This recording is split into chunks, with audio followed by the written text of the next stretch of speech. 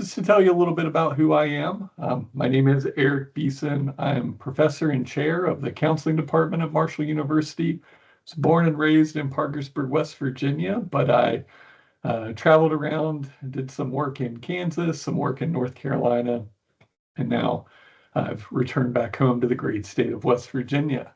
Got my bachelor's in psychology from Bethany College, tiny little liberal arts college in the northern panhandle, West Virginia. Very proud of those roots. Got my master's in rehabilitation counseling from West Virginia University, and my PhD in counselor education and supervision from Ohio University. So my education has been around this area. Did a lot of clinical work during my time. I worked in inpatient and outpatient settings, did community mental health, did some private practice, worked in some integrated care settings, did some neurofeedback training.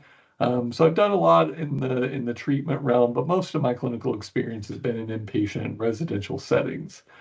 And I've worked in counselor education for about 10 years at the time of this recording, and really enjoy the opportunity that we have at Marshall University and through Marshall Online to develop content for the micro-credentials and for the skills exchange. I should also say that I'm not a robot. I'm not a digital avatar, a digital twin. Synesthesia, HeyGen had nothing to do with this presentation.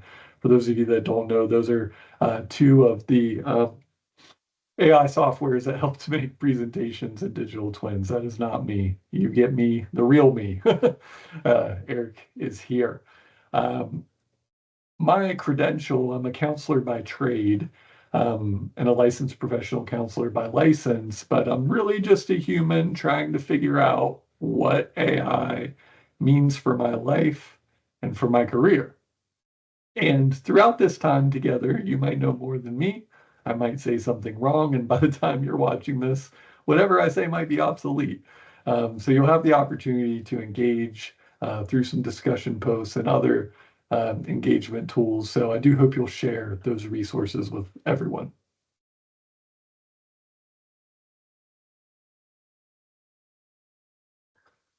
If you're watching this and you're anything like me, thinking about will I or how will I use generative AI technology depends on the frame of evaluation that I have.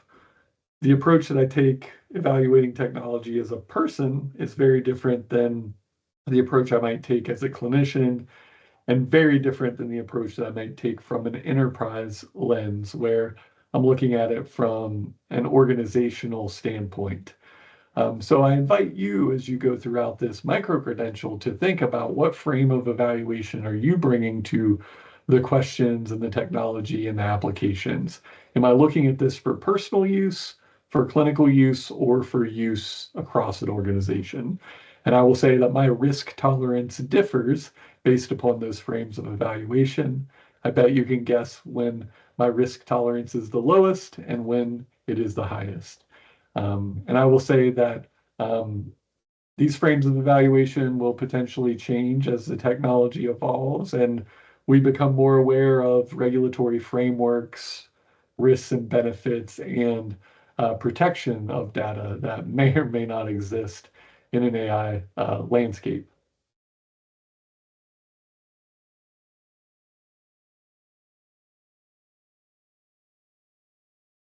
As we start, I think it's important for me to disclose some assumptions that I make leading into this material.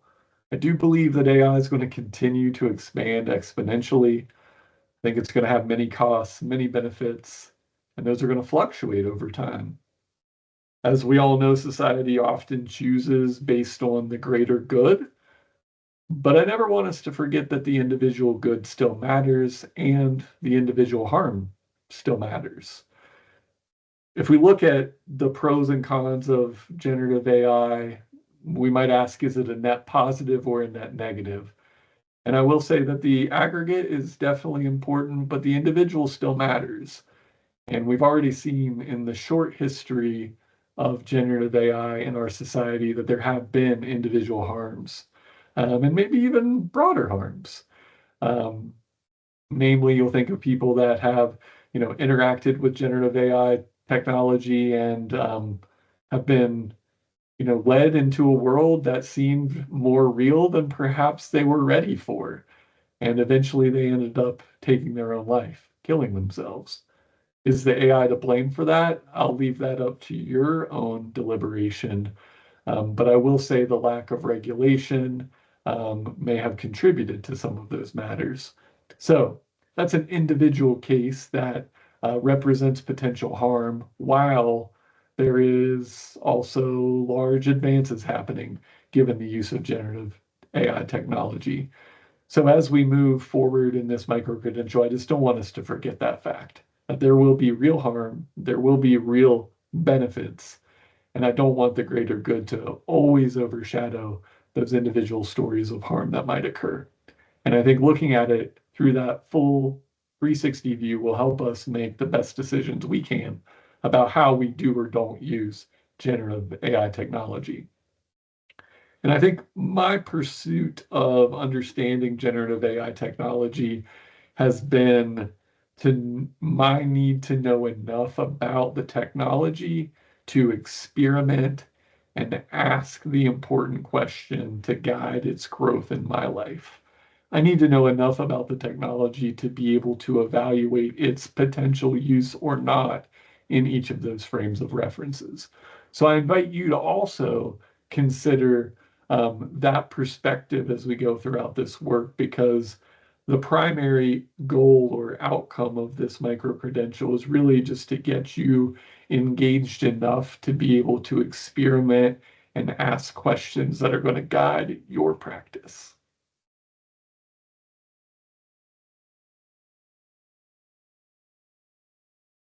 I'm not a poet, but with the assistance of generative AI, I did put together a little poem to get us started. This was created in August of 2024 with the help of GPT-4o, the model from OpenAI. And I had it write this poem with my assistance. AI in Therapy, our newest colleague. In the hills of West Virginia at a counselor's retreat, we gather with coffee and comfy seats. But this year's talk has a curious aim. AI in counseling, that sounds kinda lame. Yet here we sit, wondering why a robot should help us make people cry. Not in a mean way, we're here to heal. But how can cold code know how humans feel? Think of it not as a friend, they say, but a tool to help in a newfangled way. It'll help with notes, transcribing with flair, and maybe save us from pulling our hair. Imagine the session your client unloads about heartache, children, childhood, and life's heavy roads. While AI scribbles the highs and the lows, you get to focus on the soulful prose. It's not here to replace, but to lend a hand, helping with records and reports that demand more of our time than we'd wish to invest, leaving us more for the part we do best. Of course, it's not perfect. Oh, heavens, no. You might find it calls Mrs. Green, Mr. Joe. But with tweaks and updates, it learns and grows, leaving less room for our typo woes. So here's to AI in its awkward phase, helping us counselors in small, quirky ways.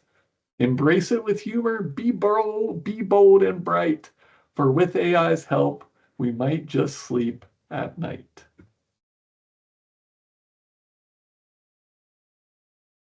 We'll talk whenever you learn about generative AI, you often hear about prompting.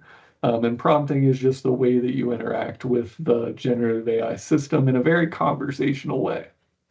Here's the prompt that I gave. You're a poet, an expert counselor with a whimsical style that has a unique ability to connect with audiences in an educational and humorous way. Write a poem about learning artificial intelligence for counselors. Make it funny, but also educational. This will be delivered during a breakout session at a conference for counselors in West Virginia. So I did deliver this the first time at a conference for counselors in West Virginia, And one of the things I wanted it to do was really personalize to the audience. So I think you can evaluate it and see, did it do that or not? I want you to think for a minute. Do you have any concerns about the way I just used generative AI?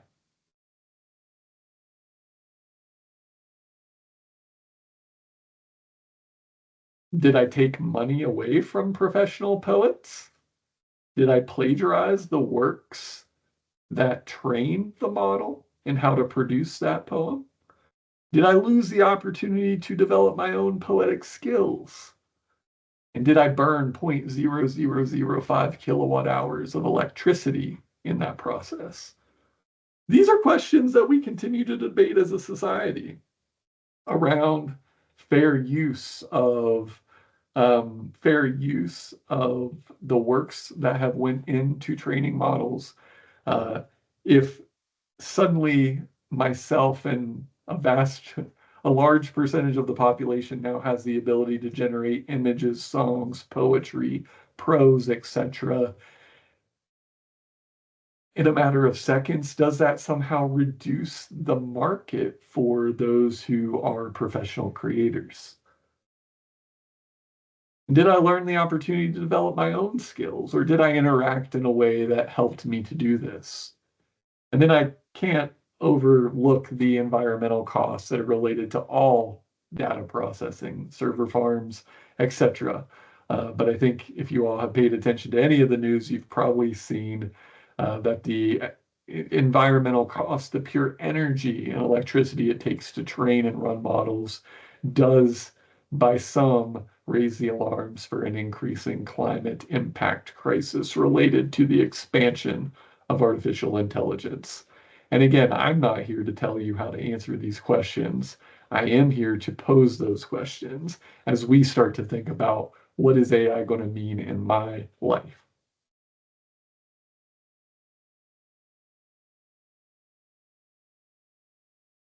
So think for a moment, what are your hopes and fears about AI? Will it take over the world? Will it replace you? Will it take your job? Who knows?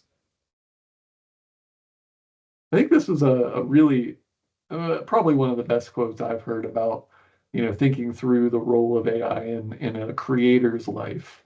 My wife shared this with me, and I think it's been in every presentation I've done about AI since then. This author says, I want AI to do my laundry and dishes so that I can do my art and writing, not for AI to do my art and writing so that I can do my laundry and dishes. Let that set for a moment.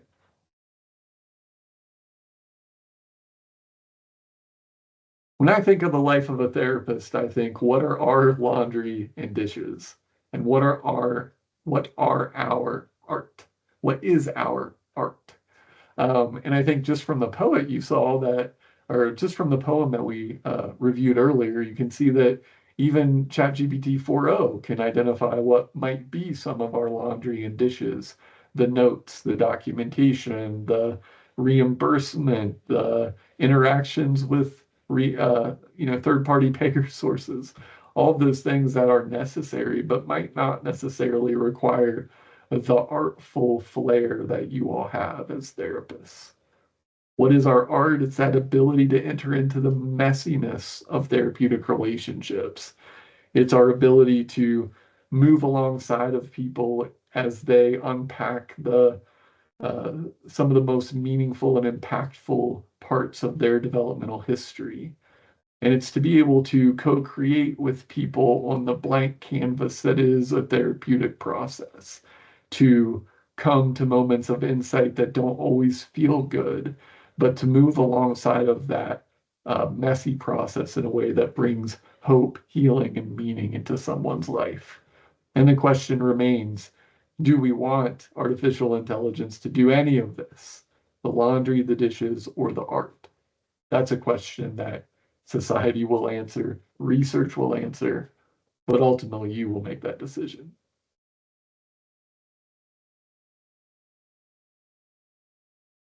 Economist Richard Baldwin had this quote, AI won't take your job, it's somebody using AI that will take your job.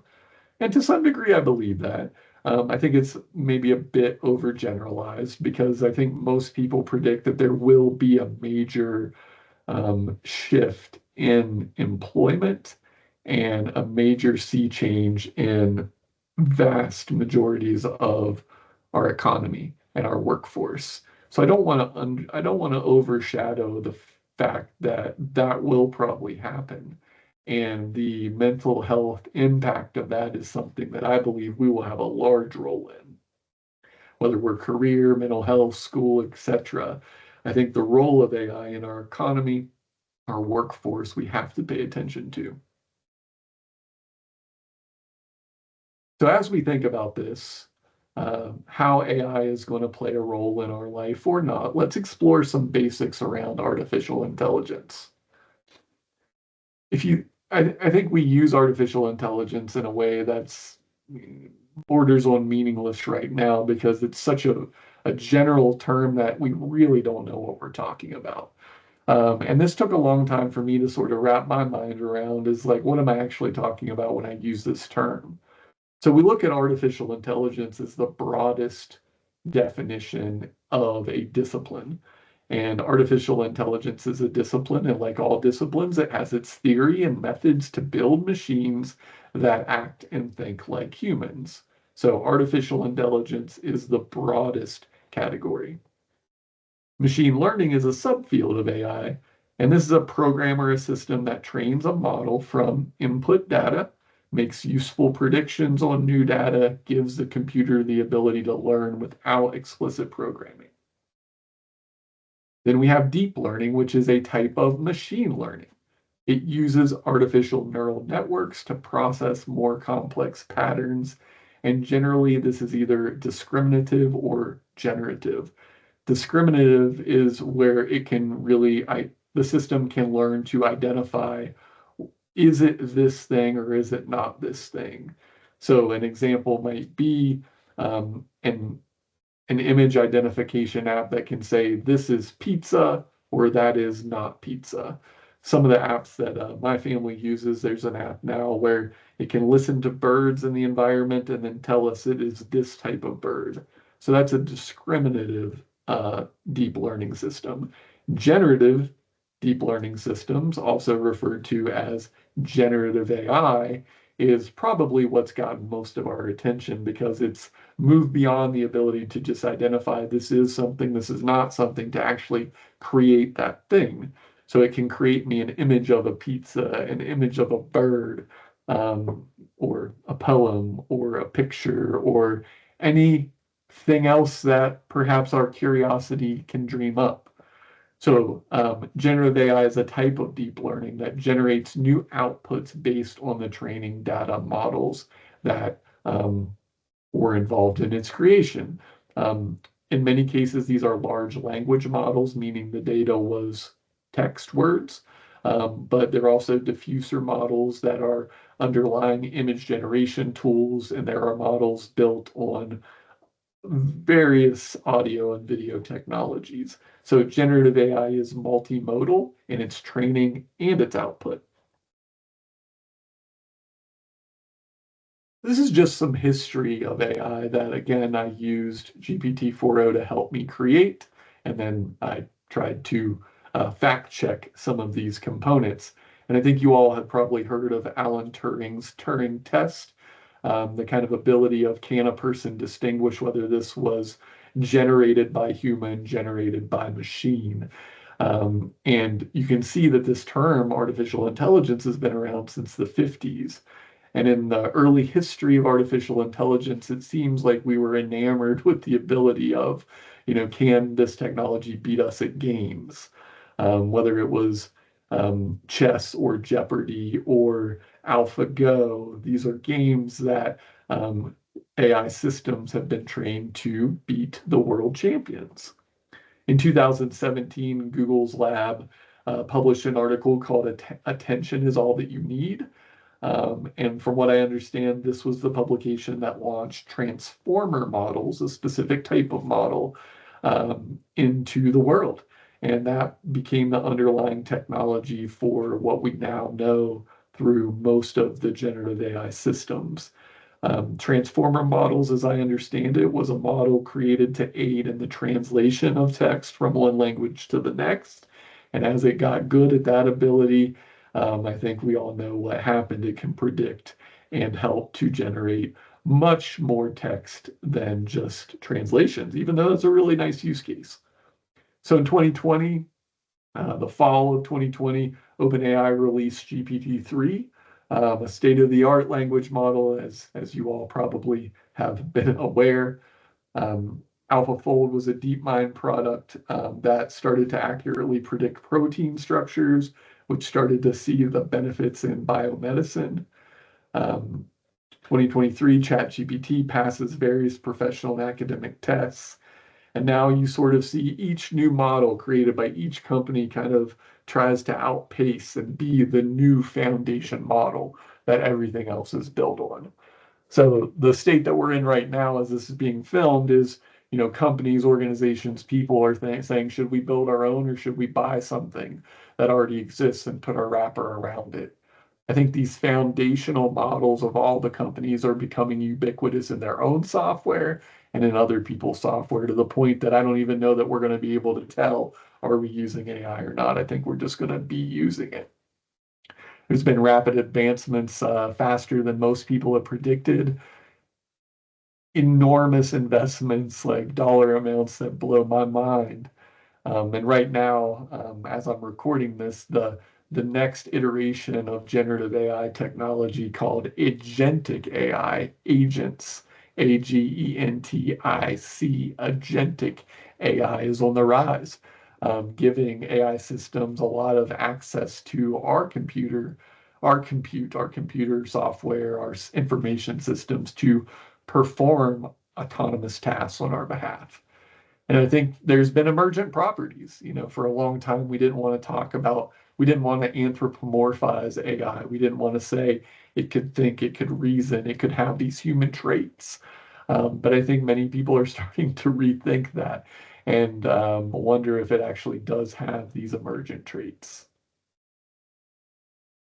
So if AI has been around since the 1950s, what has changed recently that now it's the word that comes into everywhere? I think it was the evolution of power of the AI models that really got everybody's attention. We went from this phase of artificial narrow intelligence, ANI, where the technology could perform specific tasks with tight rules and constraints. So AI became an expert in one task, but it couldn't go any further. You think of old chatbots that had very canned text that it generated, picture identification tools, Netflix recommendations, email filtering, you name it. These are technologies that already existed that are ubiquitous in our lives. And then generative AI came and had the ability to create new outputs with emergent characteristics. So AI became a creative expert in many mediums that can produce original material based on the summation of what it has observed, how it has been trained. These are things like ChatGPT, Gemini, DALL-E, Claude, Midjourney, any number of AI technologies that now exist. Agentic AI allows generative AI technologies to perform autonomous tasks, actions, make decisions on your behalf. So AI is becoming, I should say, a creative expert in many mediums that can achieve a desired outcome across many systems and can make decisions across those systems on your behalf. I believe Claude was the first, Claude, made by the company Anthropic, was the first to release an agentic demo to the public, and the rest are quickly coming. And by the time you're watching this, I'm sure that this will be ubiquitous as well. Then there's this thing called AGI, or powerful AI, depending on who you listen to. And this is maybe the goalpost that AI companies had, where they believed we wanted to get AI to a place that it could match or exceed human performance on a variety of tasks. So AI would become an expert in many tasks and can think, learn, and solve any problem across fields, across situations. The problem with this is it's hard to identify when has it got there. Many people would say it's already there. Some people would say we're 5 years away. I hear an analogy a lot of times of, can the AI act like a good graduate assistant, a good professor, or a good leading expert in a field? And many people would say that we're quickly progressing on that continuum. And, 2 years ago, I didn't hear people talk about super intelligence as much, but I do think we're there now where people are starting to say, we're getting to a place where we might redefine what it means to be intelligence. As humans, we've often placed ourselves at the center or the top of the evolutionary ladder. Um, when we talk about life, we talk about human life, and we might overlook the different types of life that exist in our ecosystem.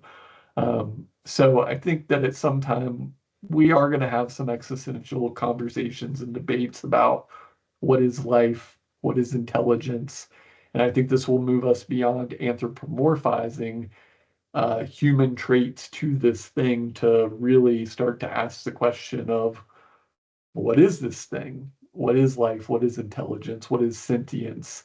What are these things? And those will be left up for some very powerful debates that will require a lot of time to unpack. So what is generative AI? It's a type of AI, again, a type of deep learning model that creates new content based on what it has learned from existing content. This image here is something from I believe a New York Times piece. You can click on the link where it kind of just shows you the probability of these terms showing, or these tokens as they're called, pieces of text showing up in order. And it makes a prediction and it gives you the next token. So it uses that artificial neural network to predict the next token in a string based on the training data set. It's important to know that the next token can be wrong. It is often wrong, and that's called a hallucination. I wish they would have chose a different term, but they didn't. So anytime an AI system just totally makes things up, fabricates it, we would call that a hallucination. So some people would say that at its core, generative AI is just a pattern recognizer. It's a predictor. It's a creator of new content in some way. Some people would call it a word guessing machine. And as we mentioned, it's not just words. It's also can output images, video, etc. So maybe it's beyond more than just a pattern recognizer and word guesser. We may, so it can hallucinate and it can potentially deceive. There's some evidence of deception in responses of some of the models that have been released at the time of this recording. So we don't know. And I think we're continuing to try to understand what's happening under the hood of generative AI models. But it is built on multimodal input and it can generate multimodal output. So text is large language models are underneath text output. Diffusion models are underneath image output, audio output, video output, etc. And I think the newer models that are out at the time of this recording, we are starting to question, are there emergent properties, patterns, thinking, reasoning, higher order connections being made? Or is it still just predicting the next token in a string of words? Generative AI is now the base for new AI technologies like agents.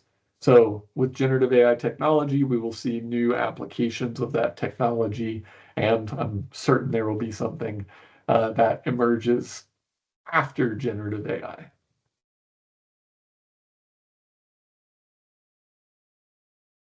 So you hear the word model thrown around quite a bit. The model is what a generative AI system has been trained on, massive amounts of data. So this cartoon strip that I generated with the help of ChatGPT 4o depicts the phases, the life cycle of model development and iteration.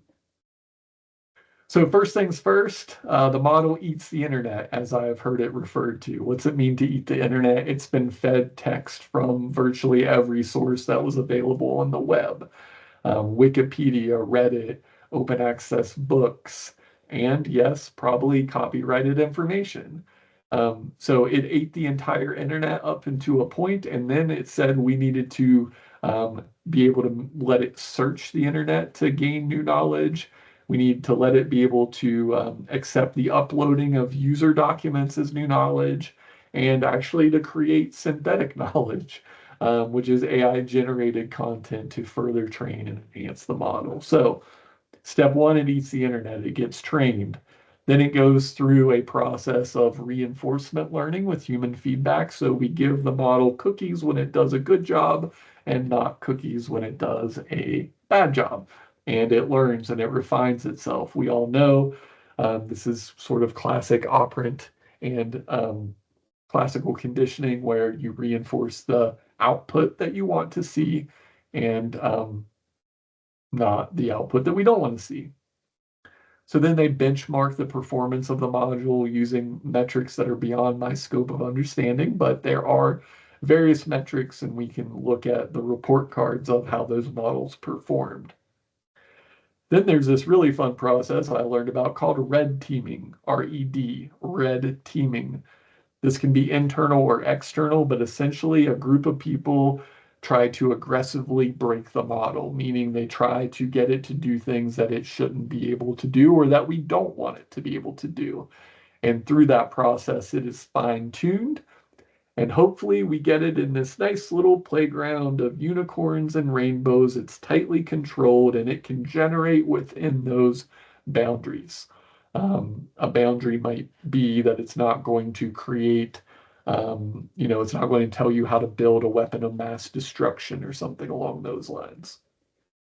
Then they release it to the world, and people get all kinds of emotional reactions. They try to get it to do things that it shouldn't do, and then inevitably it makes a mistake. It does something that we thought it wouldn't do, and we open up the hood and adjust the levers again and re-release it to the public. And now a lot of this adjustment seems to be happening in real time, waiting for the release of the next model. So while this is all going on, we're playing with Model A. Model B is being trained in the background and getting ready for release. So the models just keep pacing and outpacing one another.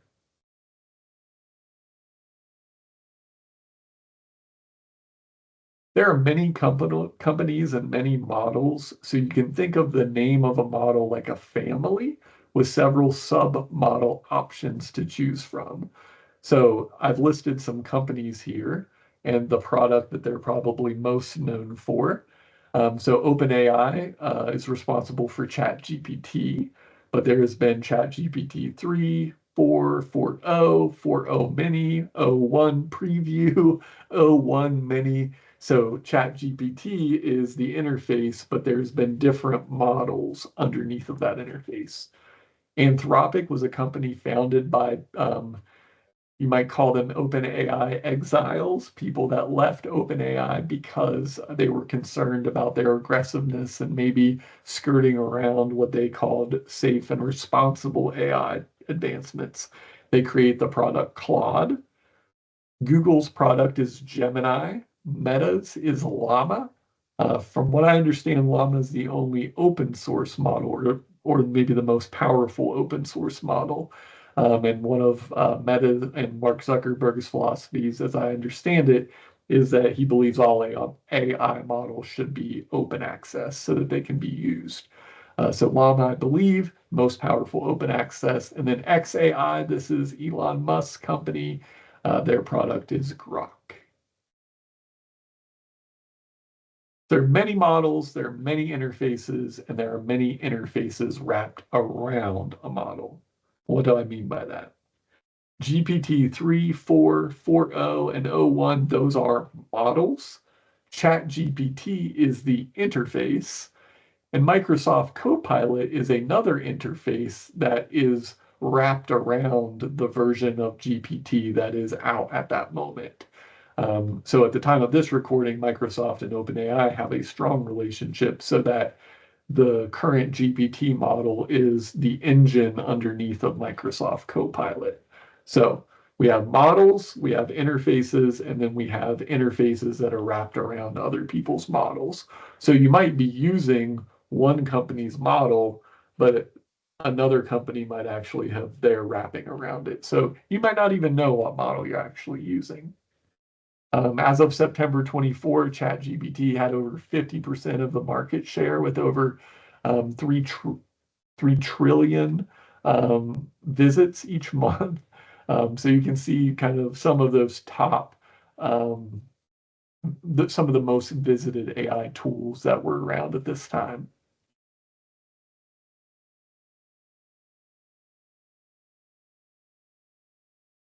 When they benchmark models, they might benchmark it based on speed, capability, whether it's downloadable, whether it's open source, whether it's a very narrow specialized model that's trained on a more narrow uh, corpus of knowledge, whether it's integrated with multiple systems, and definitely cost and ease of use.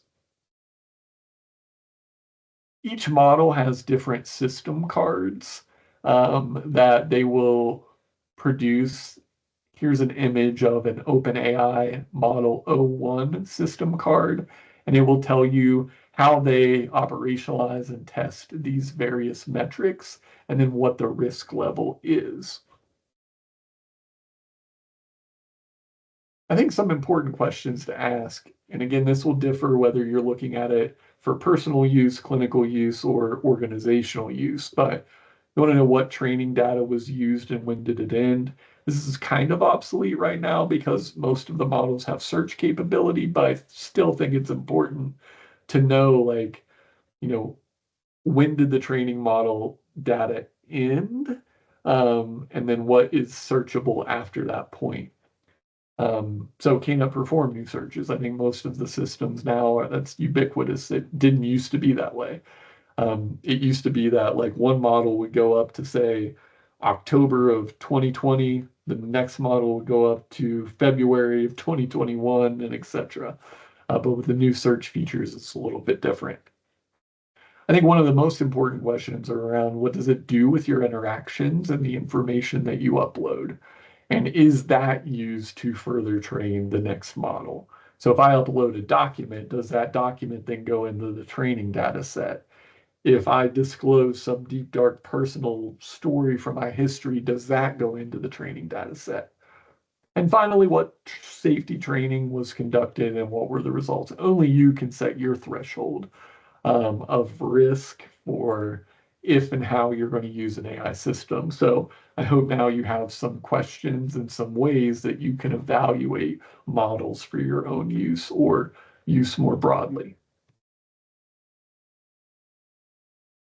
So I think that we're likely going to choose based on the user interface. I don't know that people are really going to care much about the underlying model. I think we're going to choose based on how easy it is to use that interface system.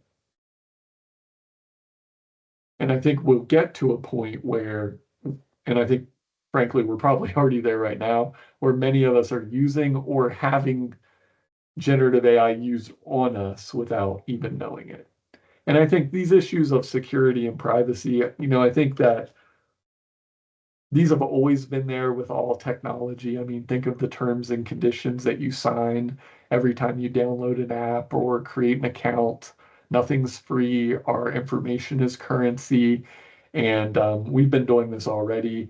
And I think with the scale of AI, maybe that makes it a little more concerning. But as a society, I don't really see us um, caring all that much about security of our personal information. But when it gets to clinical information, other people's information, I think we have a much lower threshold of risk.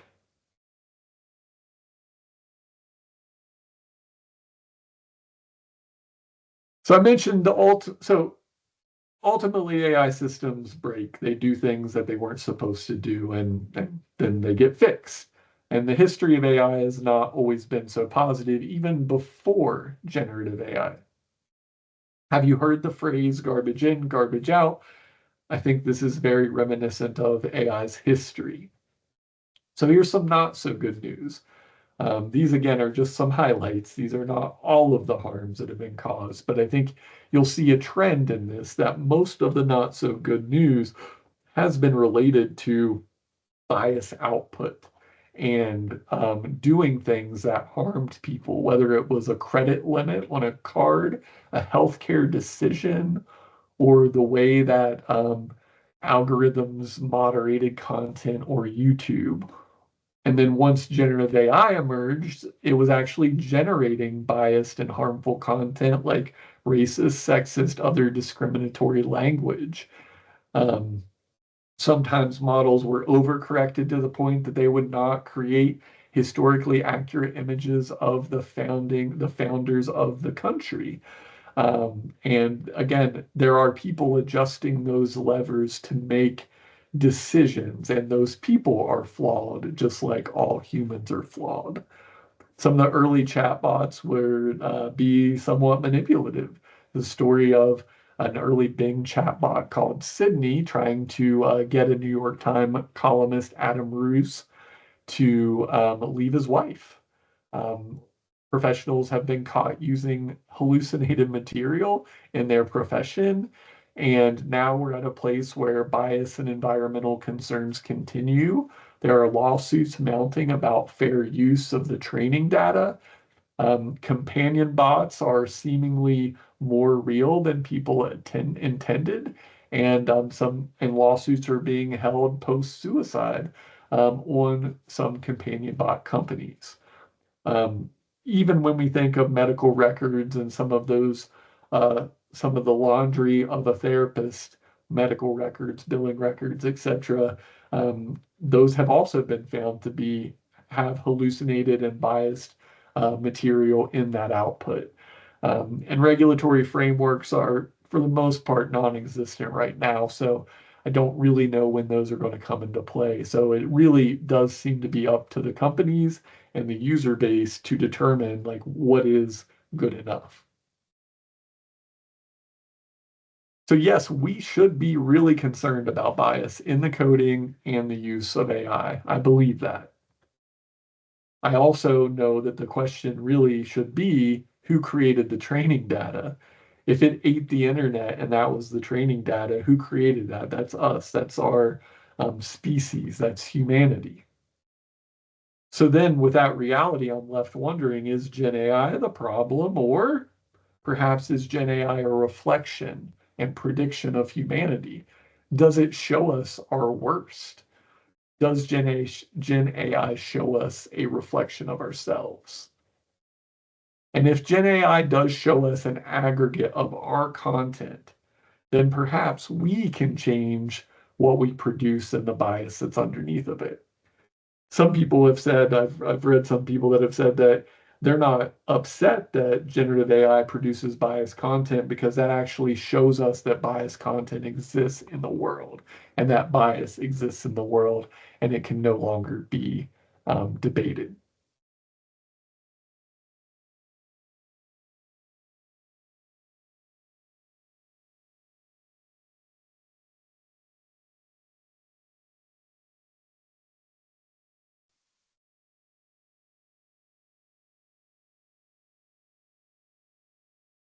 All right, so let's talk about some general ethics concerns. So the history is, as we know, has been plagued with this bias and harmful content, but also coders, and the worry that that would just accelerate or expand the proliferation of that biased content. So the worry there being that it replicates or amplifies some of our existing flaws. I don't want to overlook the environmental costs on water and energy and increased rates of pollution, etc. So I mean we can't overscore that. I don't know that anybody is stopping because of it. So I think we're going to have to just make that into our own ethical decision making process. Transparency of the training model data I think is really important. If we don't know what went into it, we don't know what's influencing it coming out. You can kind of think about it as thinking if I'm working with a client, I want to know their developmental history that kind of led them to that moment. Much like a large language model or an image model, I want to know its developmental history of how it came to that moment that I'm interacting with it. The idea about compensating creators for the content that was used to train the model is currently being litigated at the time of this recording. So we're not really sure. I know that some publishers have entered into agreements with AI companies to compensate creators for the material, but that's going to continue to evolve. When we think about the idea that there is someone, a programmer, a team, etc., adjusting the guardrails and the levers at all times, there becomes questions about who can access or who can adjust those. What's the perspective of the person adjusting those levers? Should the user have that responsibility and that power? Privacy and use of data is probably paramount in all technology, and I think it's just amplified here with AI. What happens to what I put into the user interface? What happens to my interactions with the generative AI model? And I think that one of the concerns has come about overuse and trust in the generative data. We use it um, because it sounds so confident and it sounds so good, we assume that it must be. Um, I don't know that this is any different than over trusting web resources without fully vetting and evaluating the veracity of those sources. So I think the same paradigms that we had of evaluating sources of information in the pre-generative AI internet era, I think will apply here. The way we go about verifying sources will just be a little different.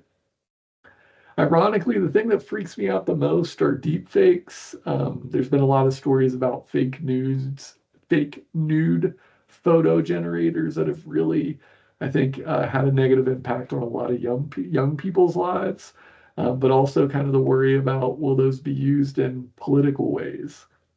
I think the rate of growth and pacing of advancements has been much quicker than anyone would have anticipated. And if that growth curve just continues, I think that, yeah, who knows where we'll be in the next year.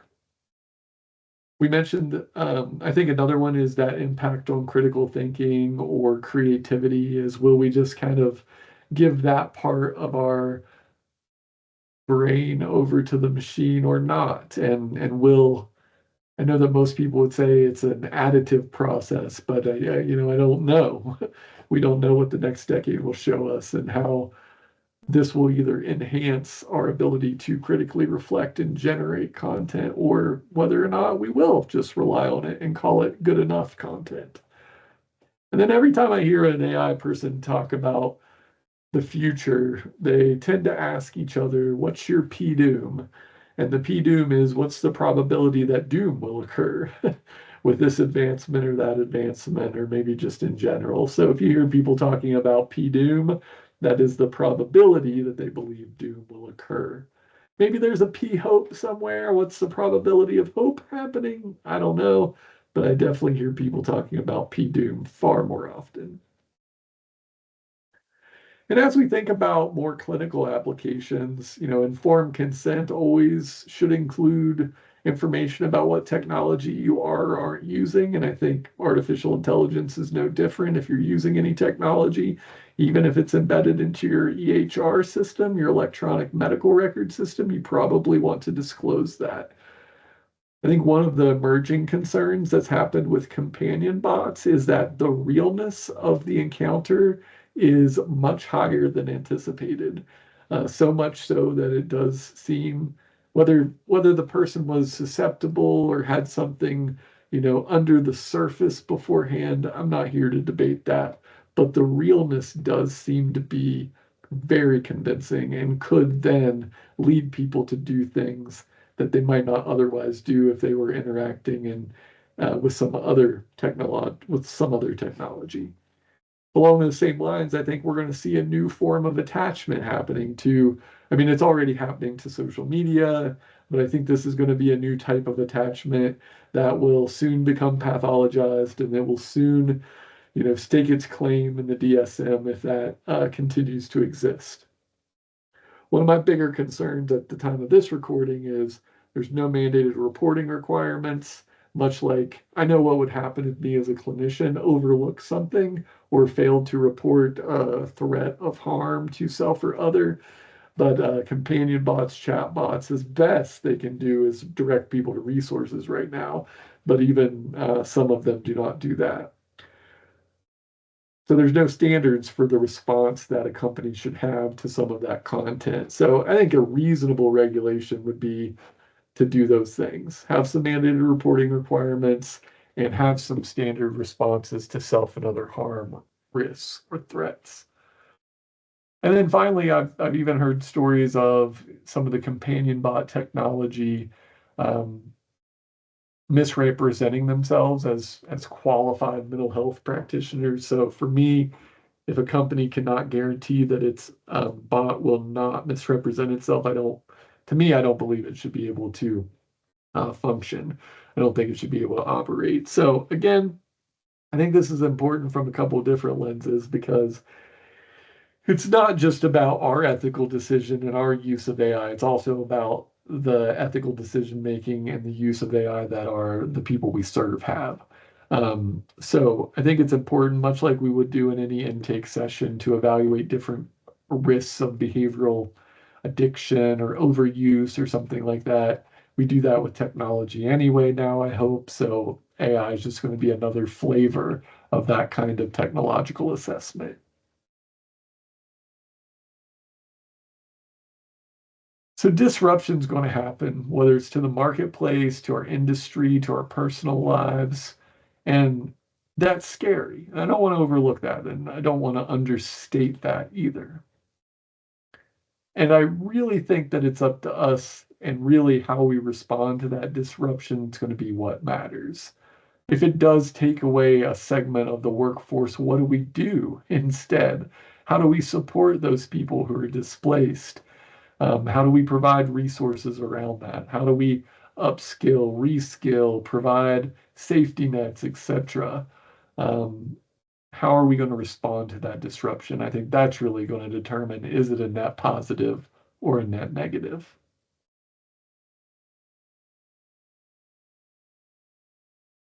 So what's all this mean for mental health providers? Virtually every professional association has released some guidance, some commentary around artificial intelligence.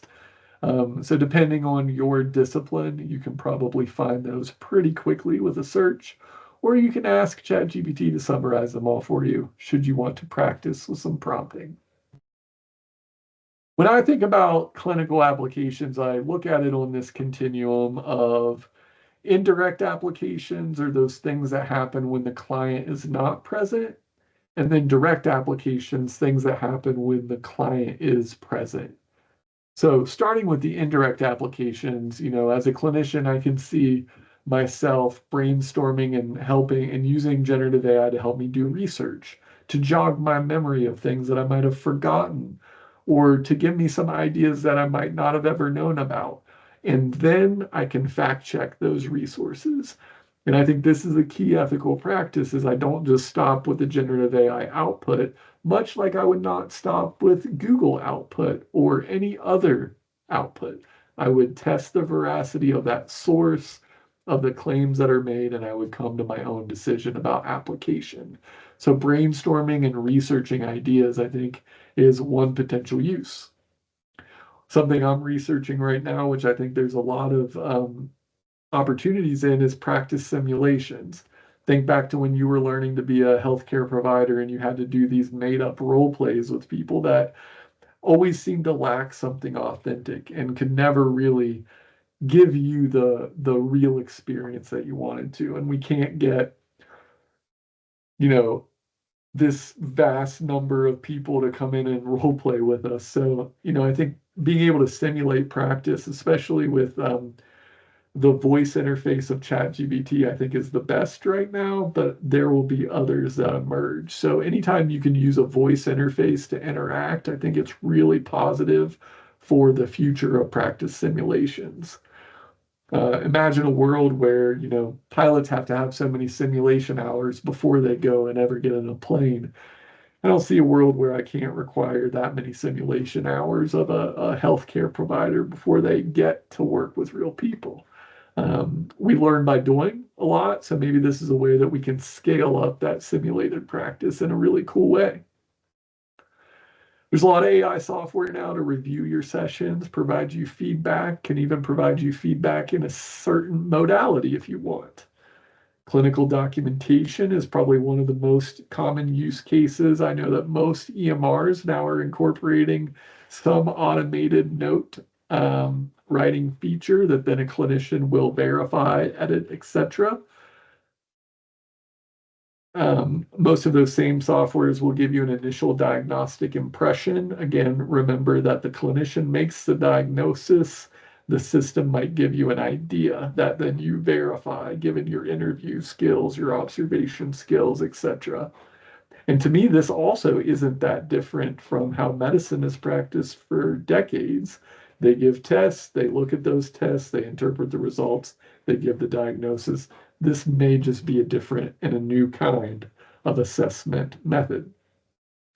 Treatment planning, if you're just stuck in a rut, you've been writing the same treatment goal for too long and you just want to have a new way of doing it, or again, you're not familiar with an evidence-based treatment plan model for X, Y, or Z, you might as well give it a shot, see what it gets. Again, do your research, evaluate the veracity and the effectiveness of the output that it gives you, and then personalize it to yourself and the people that you serve. Think assessment ideas, you'll never know the number of assessments that exist on any topic. So maybe just getting an initial list of assessments that you might want to use, tests that you might want to bring in, and then again, evaluating those. I think outcome evaluation is another place. Most of the EHR systems now have some way to track outcomes, scores on different standardized measures. And depending on the type of telehealth, if there's any kind of mobile health intervention or patient monitoring system in there, all that data then comes back into the client record. Lots of concerns about that. Has to happen with consent if it does happen.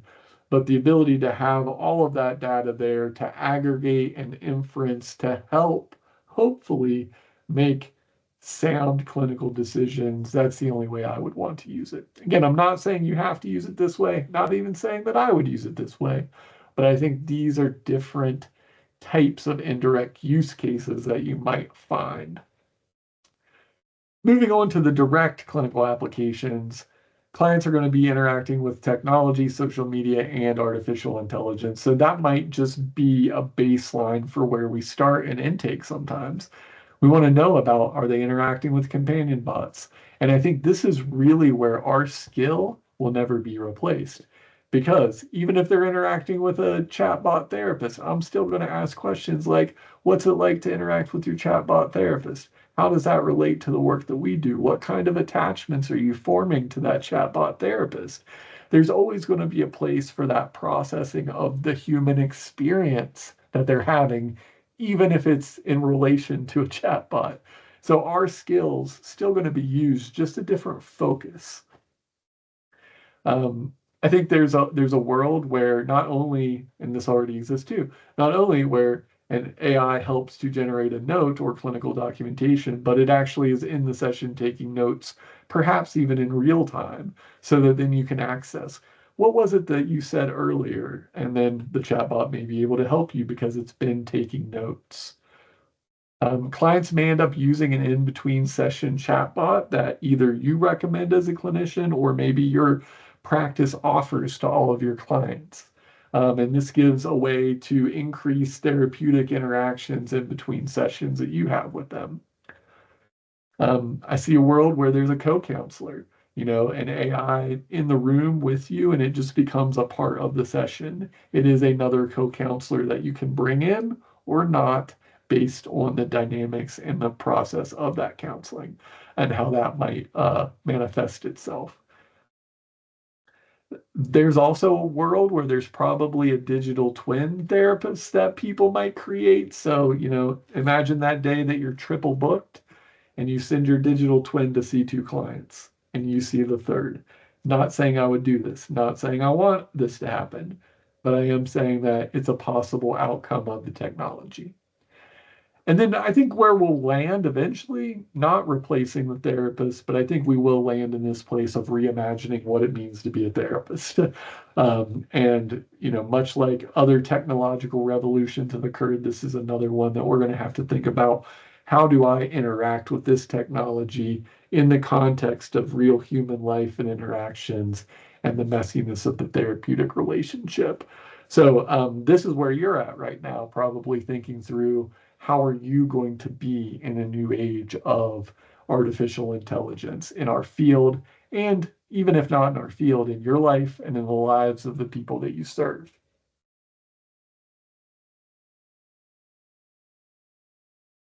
So how do we use generative AI?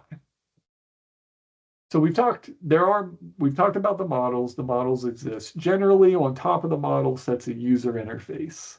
So generally speaking, that user interface will either have a way to interact with a model via chat, audio, video, and most of them are multimodal at this point.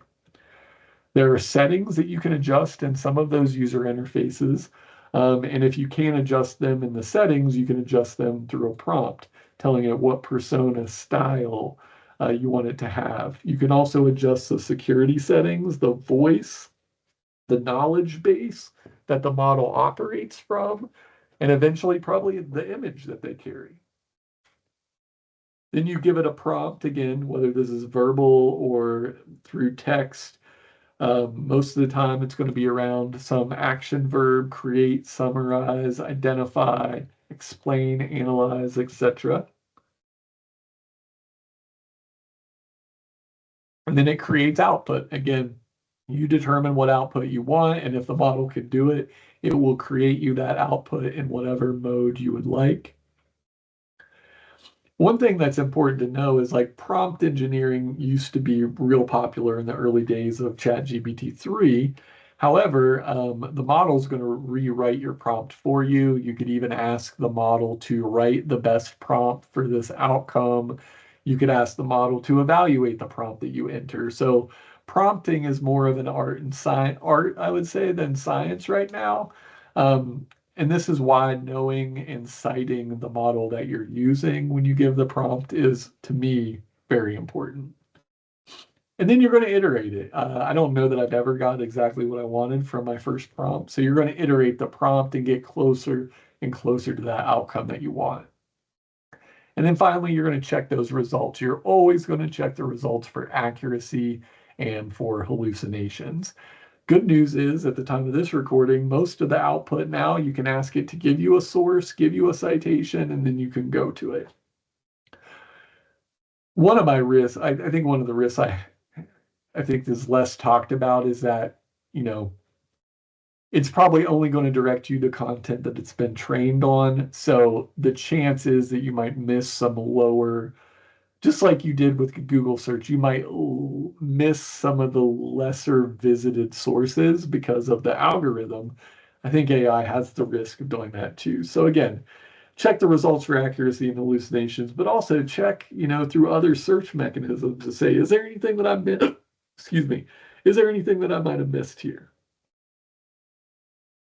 So the art and science of prompting is an iterative conversational process. Prompting is about trying to have a conversation with a machine, trying to have a conversation with a chatbot, and through that conversation, hopefully getting somewhere you want to go, and maybe even getting somewhere you might even surprise yourself that you got. There are numerous prompt formats. This is just one that I'll share called CoStar, which is an acrostic for six of the domain or six pieces of a prompt: context, the objective, the style, the tone, the audience, and then the response. So why do I want the model to do that? Talk about what you're trying to accomplish and why you're trying to accomplish it. Give it a very clear objective. Be as descriptive as you can.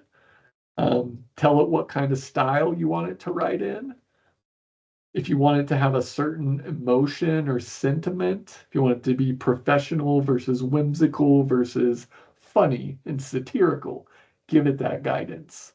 Who's the audience? Is it a 5-year-old or a 50-year-old? Is it a C-suite executive, or is it, me? Who do you want it to be? And then response is, how should that output be structured? Do you want it in a table format, in a narrative, in prose, in a song, etc.?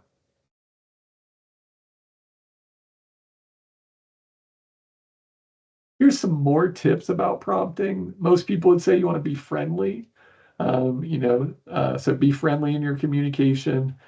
Some people would say that if you express urgency, say your job or your life depends on it, it tends to give you some better responses. You could either do that in your first prompt or in an iterative prompt later on. It used to be if you offered a tip, it might give you a better response, or it might do something it originally said it wasn't going to do. Focus on what you do want rather than what you don't want. You can certainly give parameters and boundaries. What I find is the more I be direct in what I want, the more likely I am to get that. You can give examples of what you would like. And for me, I really like to kind of put it in the context of doing it with the model. So help me to learn, help me to do this, not do it for me. And you can always ask for additional details, additional resources, inspiration, and sources. And I think one of the maybe the overlooked benefits of generative AI is, don't just ask for one, ask for five, ask for 10, ask for 100. If you're going to ask for a poem, why ask for just one poem? Ask for 5 versions and then pick the one you like the best and then edit it yourself too. So one of the true benefits is to be able to scale examples and iterations to get somewhere. Hopefully, that's pretty cool.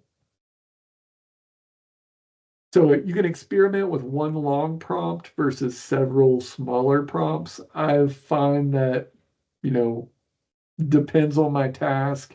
Sometimes one long prompt works better than several iterative ones.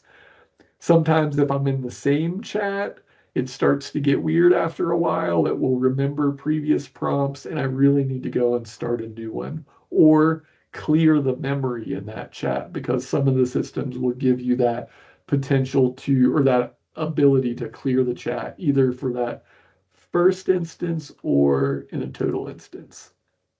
You can also use a prompt library. If you Googled, or again, you asked the chatbot to say, give me prompt libraries related to education, healthcare, etc., you'd find hundreds of them. So these are like pre-written prompts. Some of them are like 3 pages long. So again, you can find those prompts. And what I find the benefit of in prompt libraries is helping me think about what's possible. I may not use the exact prompt language, but I'm like, oh, I would never thought to use it in that way. And you can ask the bot to create the prompt for you. So just another way of thinking through the way that you interact with the system to help you get the outcome that you want. Adjust the settings. If they give you any settings, you can adjust those. I would say never, never, never input anything confidential or private, etc., unless you have an advanced security account, you have an enterprise license, you have a business user agreement, something like that that helps you at least feel secure enough. And this is obviously more relevant for clinical and enterprise or organizational applications than it is maybe for your personal applications, although you decide where your threshold of risk is. So set your threshold of risk for your decision making as a person, as a clinician, and as an organization, and create AI policies to guide your decision making. If you have some policies in place, then perhaps you can at least, and the policies don't have to be you can or can't use this, that, or the other, but the policies can be there to guide decision making around should we, and if so, in what cases, in what way. So if your prompt is engineered for you, remember, experiment, converse, iterate, have a dialogue, and see where you end up.